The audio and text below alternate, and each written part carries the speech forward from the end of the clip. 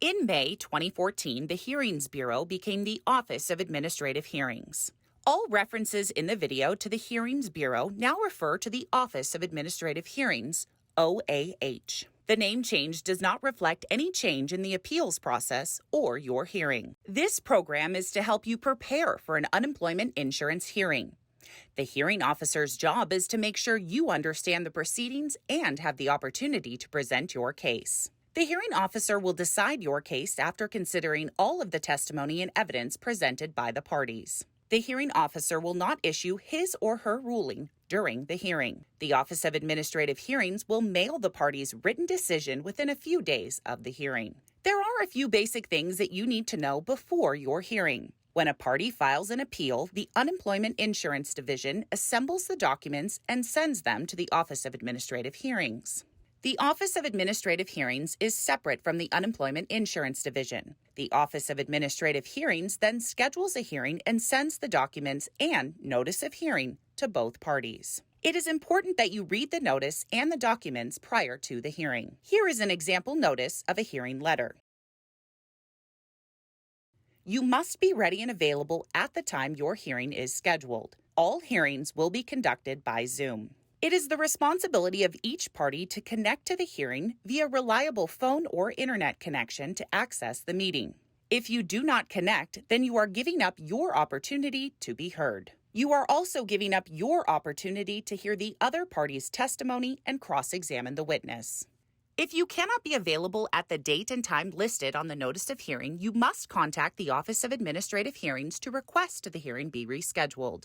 Hearings will be rescheduled only for extraordinary circumstances. If you need an interpreter or have other special needs, please contact the Office of Administrative Hearings at least 5 days in advance of your hearing so we can make the necessary arrangements in time for the hearing. You must review and become familiar with the documents sent to you with the notice of hearing. If there are documents that have not been included in the packet that you feel are relevant to your case, then you must send a copy of those documents to the Office of Administrative Hearings and to the other party within a reasonable time prior to the hearing. If you fail to send the other party your documents, those documents will not be made part of the record.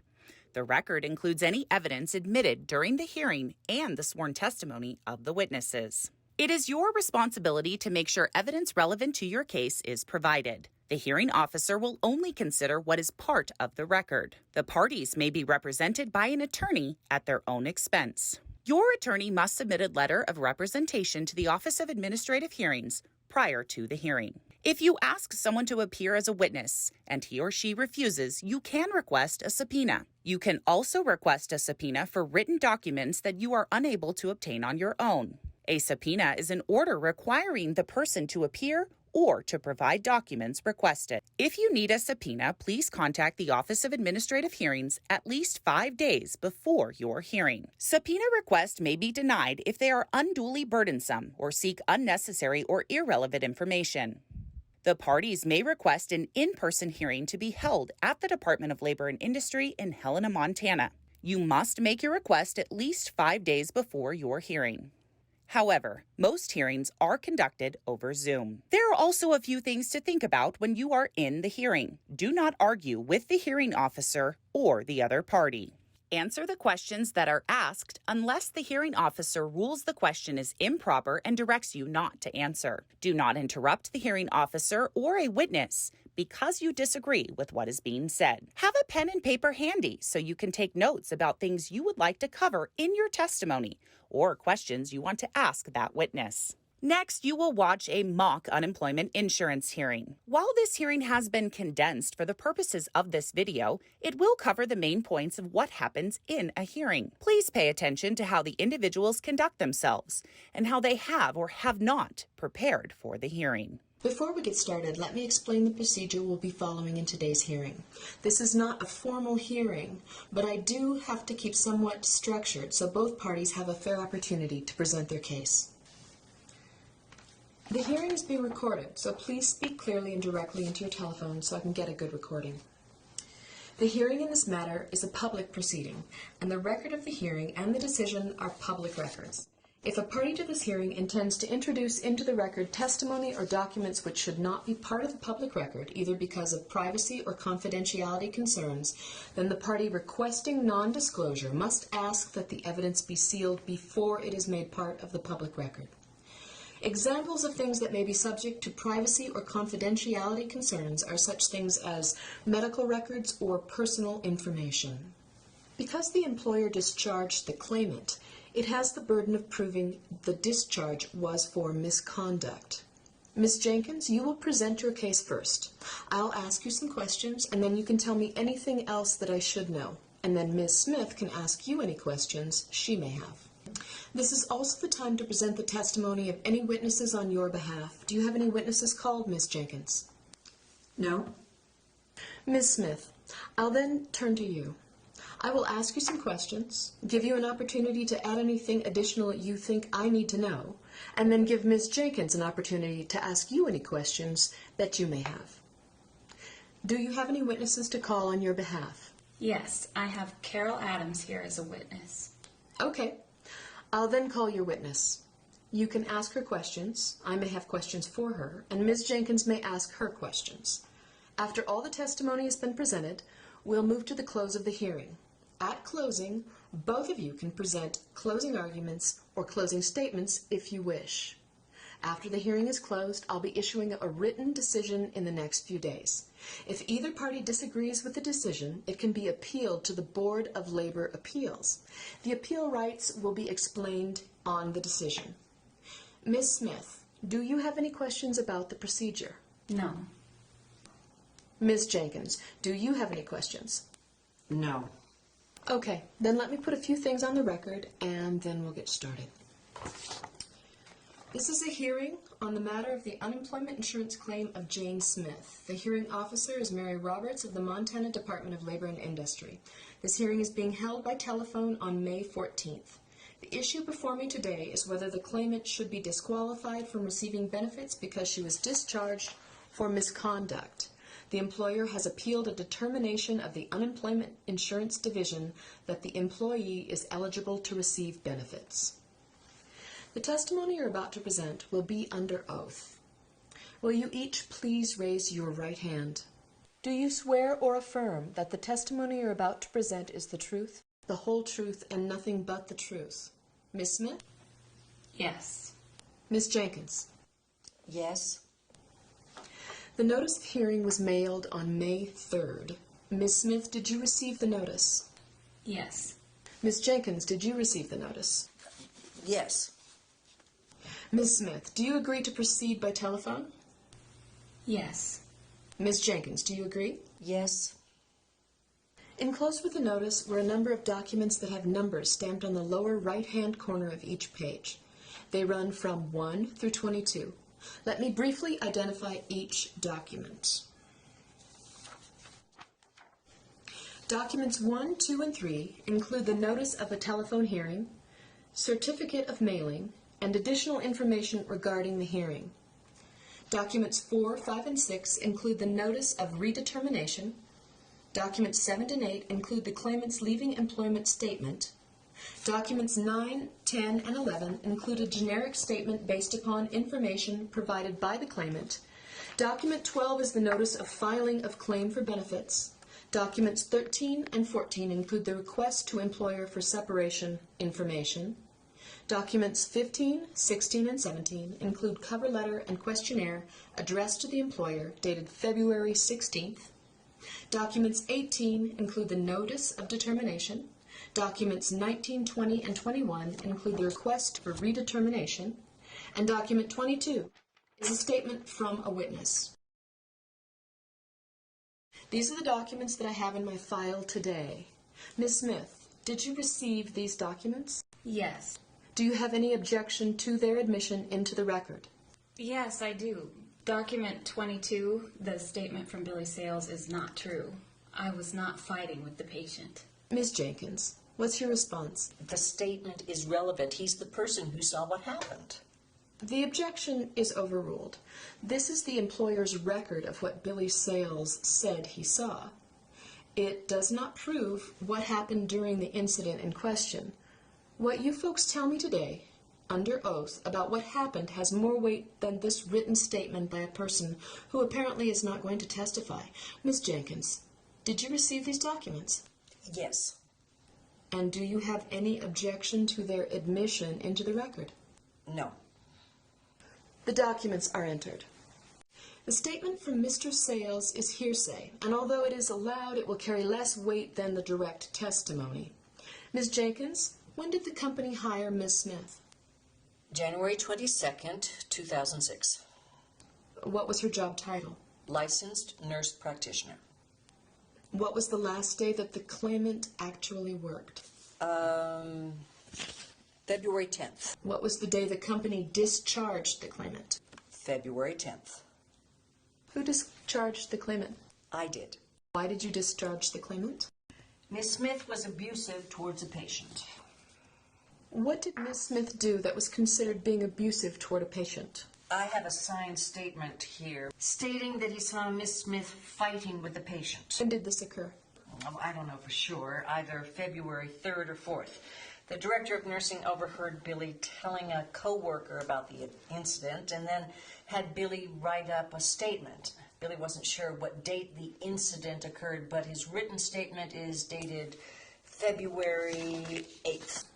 Was this written statement considered in your decision to terminate Ms. Smith? Yes. Mr. Sales' statement was the reason for termination. What did you do after receiving the statement from Billy Sales? Well, we talked with Ms. Smith.